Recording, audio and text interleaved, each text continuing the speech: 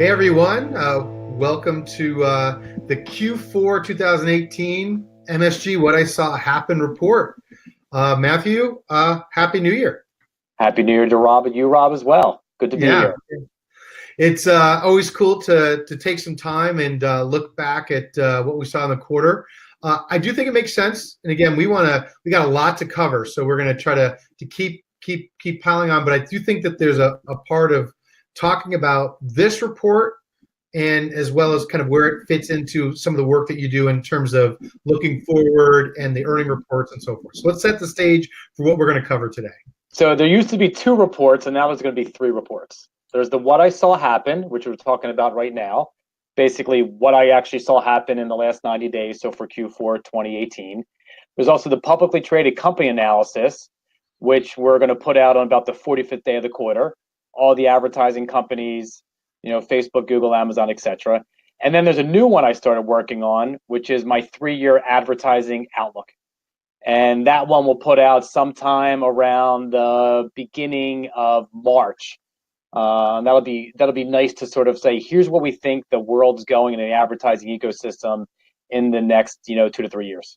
That's great. That's great. And all of them are detailed reports and get into a lot of stuff. And my goal is just to help you kind of hit the highlights and talk through some of this stuff, and looking forward to going through it. Right. And then one of the things, like a lot of these bullet points, there's a story behind every bullet point. Right. So we're always available to chat about the story behind the bullet points if anybody wants to have those conversations with us. That's the fun part. Exactly. As opposed to publishing the novel, tell us which chapters you want to get, right? We'll do a little bit about that now in a couple bullet points, but some of these can go really deep for, long conversations. All right. So let's talk about, overall some of the things that you saw. And I think some of it ties to the fact that you mentioned your 3-year advertising media outlook report ties, I think, to the first bullet point. Yeah. So, be like Amazon, be like Jeff Bezos, and start playing today for the next 2 to 3 years. And there was something I read recently, and then of course, once you read one, then you hear more and more about how he thinks. But someone congratulated Jeff Bezos for a great Q4, Q3 2018. And he's like, I worked on that quarter 2 or 3 years ago. And I was blown away. So 2 or 3 years ago, he was working on the quarter that just happened, right? So it feels like he and a bunch of his lieutenants work, 2 to 3 years in the future. Other people work to the day to day. But if you're not thinking about the future, you're going to be behind. So I assume Bezos is in a room right now thinking about how he's going to get into healthcare in some amazing way, but he's doing it right now. So in 2 or 3 years, it'll come true. He's like, I already planned that 2 or 3 years ago. So it just blew me away how such a brilliant company and what they do, but they spend so much time thinking long term that I think people we know day to day, Rob, just don't do that enough. Right. Yeah, they're thinking about this quarter, right? Or maybe next, but certainly not. No, they're thinking about what happened yesterday. That's which is fine, which you need to do, but you also need to take off that yesterday hat, take off the current quarter hat, and think about 2020 and 2021. And if you don't, getting down to a different bullet point, status quo means you're going to be dead in this industry. You need to be thinking long term. And when I go back to my other analysis, I never really had that purview, but then I just saw that happen so much in this quarter, and it blew me away, and it became sort of the highlight of everything we're doing here, everything I'm talking about. Which is interesting to correlate that to the next point that you have about benchmarking, right? Which is taking a moment to again start to track what you're doing. But that's the only way you're even going to know what 2 to 3 years even could potentially look like, right? Is that? Yeah. So I spent a bunch of time with Andy Ellenthal and the Stack people, and we're doing programmatic benchmarking. And right now we're looking at the CPMs on Jan 1, 2, 3, and 4, Jan 1, 2, and 3 of 2019, and what they look like on Jan 1, 2, 3 of 2018. And it's mind-boggling when you start looking. Now it's all obfuscated to me, right? Because that's the deal I have with Andy and team. But we're looking at it right now, and right now we're verifying all the data. It looks like CPMs in the first 2 or 3 days of January, U.S. open market, are down about 20% or so versus last year. Now, some publishers are up, obfuscated to me, some are down, but the average is 20%. So that data to me is so valuable. So when you're the COO or CRO of a company, a publisher and you're like, hey, my CPMs are down. Guess what? They're down for most other people. You're okay. Don't worry about it. Right. Well, you need that, right? So crossing that. So in terms of now, obviously you're dealing with everyone with the related to Stack or whatever.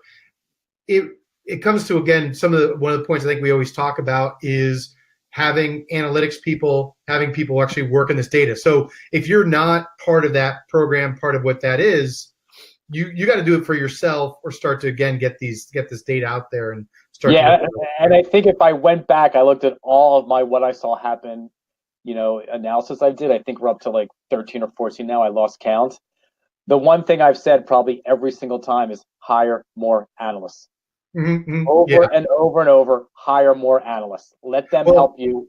And that goes back into another point I have right here that we're going to talk about is pattern recognition, right? Hire the analysts, look for the patterns. The patterns might not be happening now, but they're happening sometime down the road. Look for them. Yeah, absolutely. When you don't write it, I always still bring it up. I think I've brought it up on every single one of them because, again, I look at every company I work with and talk with. It's the ones that actually have those people that you start to see making moves, and the others are just going through kind of the motions. Right, Yeah, and the analysts are not that expensive on the scheme of things. They clearly need mentors to help and train them. Right. But they make the difference, and sometimes they allow the big boss to do things not as much day to day because he has the analyst and he or she can spend more time thinking long term. Yeah. Another one I like in part because, it's funny. I was at an event helping someone and kind of talked about the idea of one of the things I hate is people saying there are no such things as dumb ideas. And I'm like, there may not be dumb ideas. It's more like there are dumb times to bring them up. And the reason I say that, right, is because there are a million ideas out there. And the one thing that I've seen and spun the wheels the most are meetings to get together and everyone just starts just trying to rethink and think, and they can't, right? And there's just a part about having the right people put it behind you. It's all about execution, right? Hiring the best people, trusting them to do their job, and letting them do their job. But if you don't have the best people, you're not going to win. And unfortunately, some of the companies out there in the ecosystem can't retain the best people anymore, right? Yeah. They were going to Facebook and Google. They're probably not going to Facebook as much anymore right now, right? They're going to go to Amazon once Amazon comes to New York. I've heard from a bunch of people.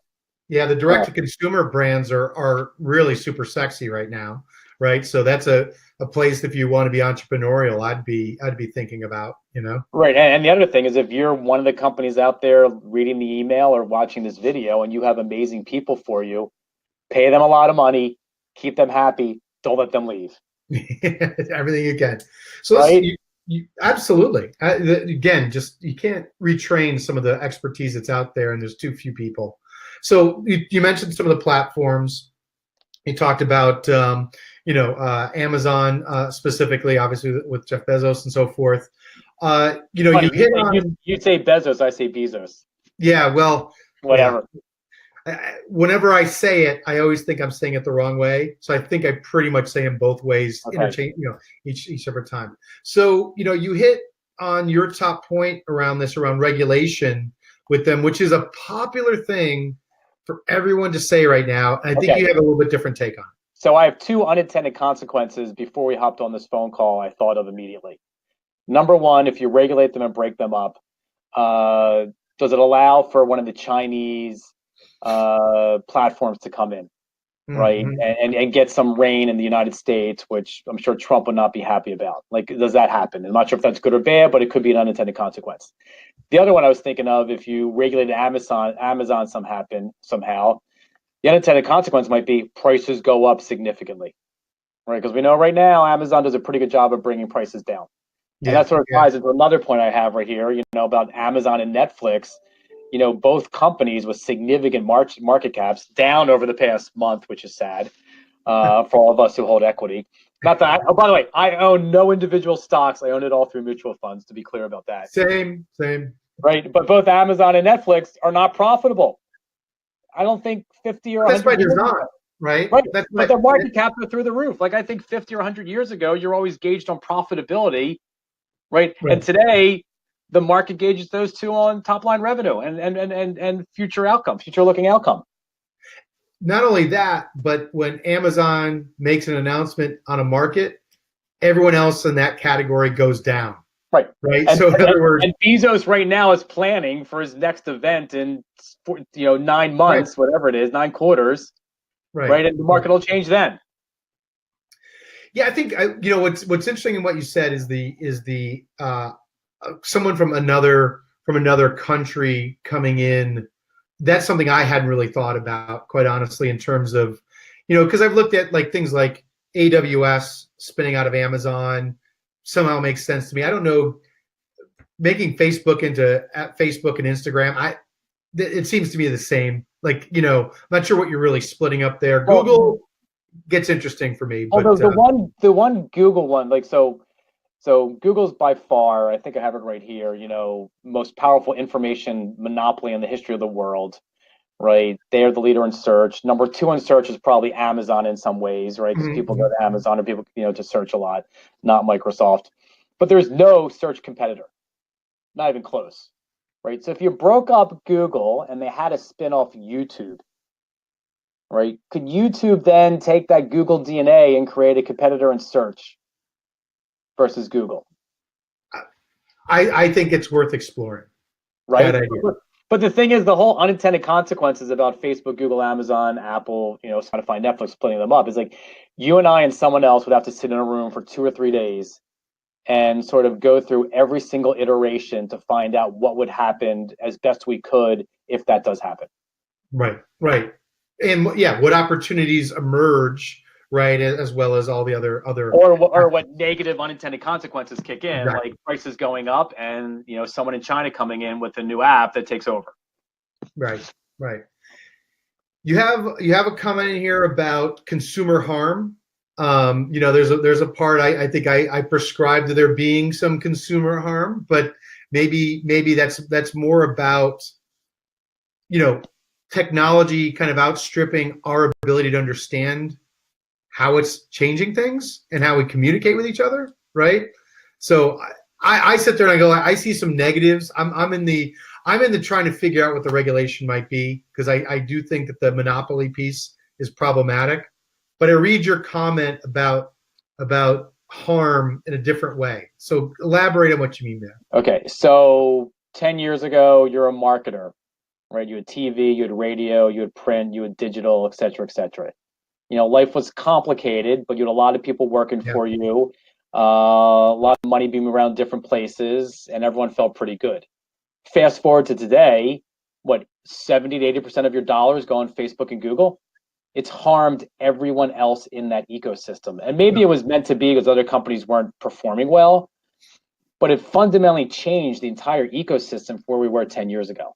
Oh, absolutely. Right. So then that's the harm to these advertisers and to these agencies and everything that happened to them. Plus, right now, the 2 companies out there, Facebook and Google, you buy on them and they're measuring what's happening as well. Right. So it's like as Kara Swisher and our buddy, Scott says, they suck the oxygen out of everything we do, which makes it hard. So in some ways, it might be easy for a little small mom and pop advertiser. It might be easier for a Procter and Gamble to advertise on 2 sites, but I think long term it's very bad for everything, and therefore causes harm to these advertisers in the ecosystem. Yeah. No, I agree, and that's why I'm always looking at their angle, and of course I'm always looking at it from a publisher perspective, and want to talk about that, which is, again, read every article in the trades. Video is where everyone is either thought to pivot or looking at. Yeah. So, by the way, you're really good at these segues today, Rob. So, video monetization for publishers is one of the most complicated, hardest pieces I've seen lately. Okay. The fill rate for display for a publisher can be 60, 70, 80, 90%, right? The fill rate for video, 20, 30, 40%. It is just unbelievably complicated. Now, that's if you're all programmatic. Right. If you direct advertisers running, your fill is better. But if you try to go all programmatic, right, and you try to fill, There's a waterfall. There's no header wrap or anything. It is chaos all over the place. There's vast errors everywhere, right? It is just so hard. There used to be sort of, just, digital on your phone or your PC and then the app. And now there's OTT and CTV and Roku in there. There's so many other players. There's variables that need to be passed through. There's the player, right? There's the JW player and there's the Breakove player. And no one's really swooped in and said, hey, let me make this easier for you. Right. You have 10 million potential video ads. I'll find a way to fill 9 million, all programmatic. It just doesn't happen, and it's so frustrating for so many publishers out there. And it's not easy because, like, talk about there's white space there. Right. I don't know how to do it, but there is white space there. If someone can go in and really say, hey, Mr. Publisher, you have 10 million video ad impressions. I will get you 9 million filled at a reasonable CPM. Home run. Right. I agree. I'm seeing that all over the place. One thing, and I'll do this as somewhat of a self-serving pitch or whatever. I had a publisher reach out to me. They're like, Vast 4.1, need to get people on board. Happen to catch, Mitch Weinstein. He tweeted about almost the same moment the publisher was asking me, an agency's going like, what do we got to do to get Vast 4.1? So that's the kind of thing I like to bring those kind of parties together, have those conversations, put some energy behind it, and in there is some space to get someone to come in and swoop in and take care of it. Right. Well, on January 25th at our publisher roundtable, the MSG Daily Mail Rich Cacopolo roundtable with Acher hosting from Forbes, we're going to spend a lot of time talking about video and hopefully having this conversation. No, that's great. Yeah, I think that's absolutely key. I'm trying to think if there's anything. You mentioned in here talking about publishers that in terms of what's exciting, identity is probably the closest thing to being exciting. Yeah, and there hasn't been anything exciting in publisher world in a while, right? Yeah. Right after the rapper wars, 2 or 3 years ago, nothing's happened. Everyone's hoping identity works. No one's exactly sure how it's exactly going to work. I'm talking to Andrew Casale again on Jan 25 about that. He's going to present to us. But it feels like there's something out there that could work. There's a lot of smart people behind it. I think AppNexus is not behind it anymore. They pulled out with the whole Xandr thing. Yeah. But the Trade Desk, who is, the one strong independent player out there, I think is really behind this as well. So I wrote about this actually recently. It was in Media Village, and it's interesting the idea that like more likely there isn't going to be one universal ID. There's going to be a few, but few is better than dozens and hundreds, right? Yeah. Or none, right? And which is where the world's the two things that we're working on. So I think you're going to see progress there. One of the things I'll be looking forward to at your event, and if you got Andrew there, is video header bidding and where that space is going to go, and there's movement. You've been early on that stuff, so I'll be interested to hear. And the other thing also, there's Google, there's Freewheel. Disney made the big announcement they're moving off of Freewheel to Google DFP Ad Manager, whatever it's called these days. And Freewheel feels like they could have been something much, much greater, much more, and that just didn't materialize. Yeah. I'm always rooting for those guys, but that was a major hit. That was a major hit at the end of the year. And then the other one about publishers I just want to talk about, because I'm looking at my list right now as we talk, is publishers just don't make good ad products. Right? I don't know if they ever have. Yeah. Right? And then, I think I wrote about this later on, but it just sort of dovetails into that point right there. What's the IAB been doing lately? Right? Everyone, the new ad products or the new ad sizes came from the IAB. Mm-hmm. Nothing new's happened in a while.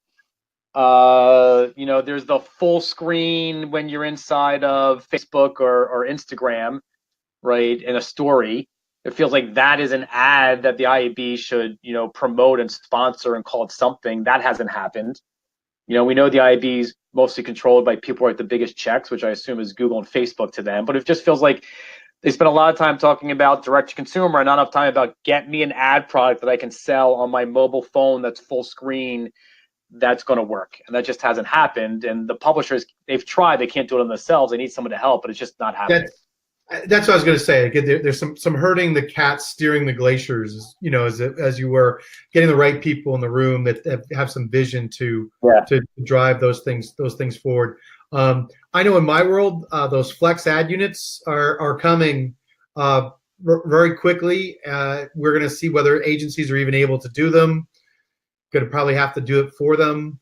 Could create some interesting. I know, but if they're making all these ads for Facebook and Instagram and they're, full screen video for 6 seconds, we have to find a way to be able to, hey, click here and grab that ad and move it onto my platform. Yeah.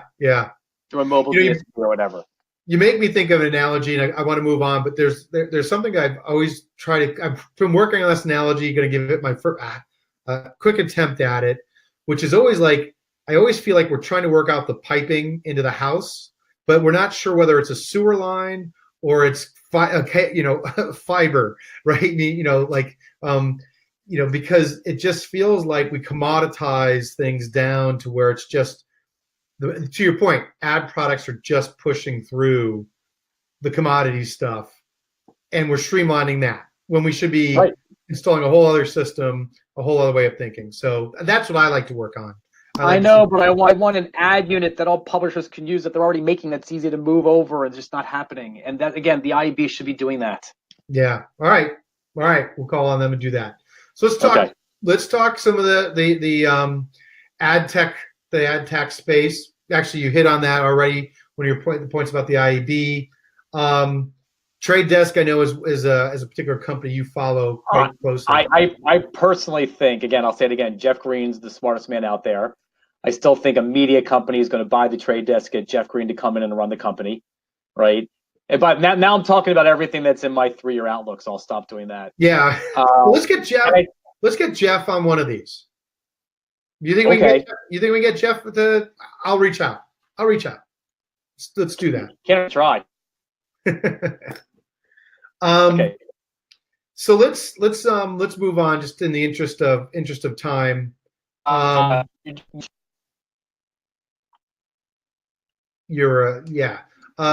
Let's talk retail. Okay. So retail, I was doing some homework, doing some research for someone, and I was like, wow, 90% of retail sales still happen in brick and mortar. That's incredible, actually. Right. When you think about it, it makes sense, but it's like I don't know. I feel like I buy a lot of stuff online, but I still spend a lot of time and money, brick and mortar. So it's just, and then there's also clothing and everything, or restaurants. It's just a huge number. And the other piece is, when you walk around New York City, or probably any city these days, what do you see popping up into these open spaces? You see stuff that Amazon can't do for you, right? You see food, you see nails, you see beauty. My new favorite thing is going to massage seats, right? Like the things that are popping up are things you can't buy online, right? It's Captain Obvious, but you see the transition happening. Yeah.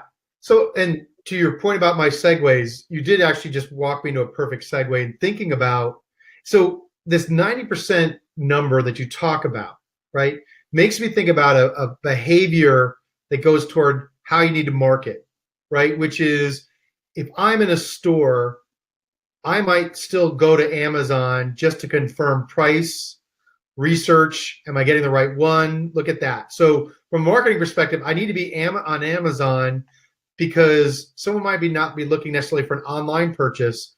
They might be in the store itself. And what would be the resource anyone would go to? They'd go to Amazon. I was just in Miami, and my whole family swore we were in Aventura Mall. And in Aventura Mall, the cell signal was horrible. Right. And I am sure someone in there is blocking some cell signal to make sure I can't go in and price compare to Amazon anywhere. Yeah. We have no proof, but that was our hypothesis. That's happening somewhere. Yeah. Right. To the extent, might be scary to know that. Yep. Let's talk about agencies, though, because obviously 2019 is going to be, I think, a very interesting year for agencies. What are you seeing? Okay, so this big one, I had the epiphany moment, again, sometime in Q4, is that the RFP process on the digital side, the quarterly RFP process, is an absolute disaster, and it killed the entire industry in digital when we look back in hindsight. So the TV guys, what do? They do 1 year upfront deals. And what do the digital people do? Quarterly RFPs. You're recreating the wheel every single quarter. It makes absolutely no sense, right? I don't know how that changes. I don't know if it will change. Hopefully it will change. I don't think it will, right? But living the world every quarter, getting the same RFPs, doing the same thing over and over is just a ridiculous waste of time and resources across the board. And is that connected to the next point you make about attribution? Because attribution takes time too, right? So here's my attribution theory, that in a couple of years, right, let's say General Motors is buying a show on ABC primetime. General Motors won't care as much what the rating point is or the household demo. They'll care more about, and someone will tell them, either Nielsen or Comscore or a new third party, hey, 7.5 million people watched that show, 5 million saw the GM ad, 100,000 did a test drive, and 7,000 bought. Right, and those are the objective third party, results that come out, which are so much more important than 7 million people saw the show or the ad. So it's just drilling it down. I think that will happen, and I think sometimes that happens more in the walled gardens of Facebook and Google, right? They don't have the offline attribution as well, but if there's a DTC and they have online attribution, they know all that stuff. So I think that's what's going to happen with marketing and agencies and attribution. The attribution becomes much more associated with the measurement of the spot, whatever it is. And I mean, I think that creates an interesting opportunity for agencies to think about that connection point and that data. And I think all agencies are like the change or die moment. What's going on? They have the consulting houses coming in. They're trying to retain their clients. Sometimes they're category specific, so they lose someone in one category, it's hard to get another one. They hold on to them as tightly as they can. When I do the quarterly public traded company analysis, all the agencies except for one, I believe IPG, are basically flat. I don't see Martin Sorrell's S4 ever taking off and doing anything great. I think we've hit the peak of agencies. They're going to try to morph into something else. And then one of my points here is maybe Amazon, this came from my friend Andrew Pantzer, is the saving grace for agencies, because most our marketers don't know how to buy Amazon that well, like they know how to buy Google or Facebook. So maybe the agencies can come in and say, hey, we're a great front door for you for Amazon. There's a new line of business. Interesting. Yeah, no, I think that there's definitely some uncharted area there for them to go after. So a lot of interesting things this last quarter, right? And we could go on for about 2 hours, but we're trying to hold it to 30 minutes. That's right. That's why I'm giving the signal, if you will. Yes. So much happening. Obviously, 2019 is going to be most interesting. What are some final points as we head into the new quarter? So as we're going through the story on the email you'll get, or I'm not sure if you're going to show it right here, Rob, I have, so what does this all mean? Right. And I think there's more changes happening in the advertising ecosystem in the next few years than we've ever seen before, right? I don't think it'll be all good. We might hit a mini recession. Oh, there you go. Might hit a mini recession. It'll be interesting to see who really maintains themselves during that mini recession. All companies out there need to think about the future more, less quarterly earnings, less, daily recaps, and really think about what it means for 2020, 2021, 2022 to make sure they'll be there, in sound footing. If you don't create and do things differently, you're dead. To me, status quo is just not acceptable anymore in this ecosystem. Right. There is white space out there. Don't get me wrong. There's a lot of white space out there. Like, as you and I are speaking in this conversation for 29 minutes and 18 seconds, we came up with a couple ideas. There's way more white space out there, but you really need to take the time and energy to sit down over multiple sessions to have those conversations, to find out the white space, then test the white space, take some educated guesses, and try to go after something. And I'll finish with my new favorite line that, by the way, John Ebert from Ad Exchanger loved as well. Be like Bezos, be like Amazon, plan today for 2 to 3 years in the future. And I think we'll leave it at that. But that didn't really come up in my previous analysis for the quarter, but for this one, that was clearly the highlight for me. Stuff like that. Well, that's all great stuff, and again, it's great to look back at the quarter. I can't wait to hear about the earning reports, and again, there's already been interesting news that you'll have to. Oh, I know. I got the Apple news already. I don't know what to do about that. Yeah, well, you've got 40 some days, I think, to work on that before we do that, and then of course the further projections, and always enjoy this. Again, looking forward to keeping these conversations, and with that, thanks everyone, and thanks Matt. Thanks, Rob.